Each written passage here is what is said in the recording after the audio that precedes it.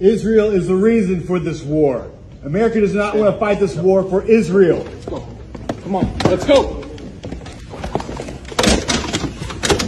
America does not want to send its sons and daughters to war for Israel. Your inability to name that shows you have left this as leaders. Out. This is wrong. And nobody wants to fight for Israel. Out. No one wants to fight for Israel. His hand, his hand. Oh, his hand.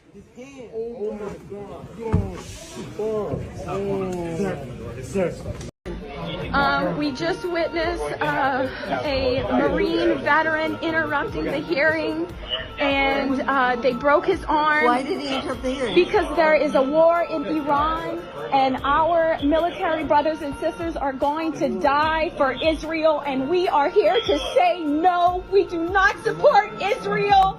We do not want to die for Israel. Stop the war in Iran right now. And what did they do to him? They pulled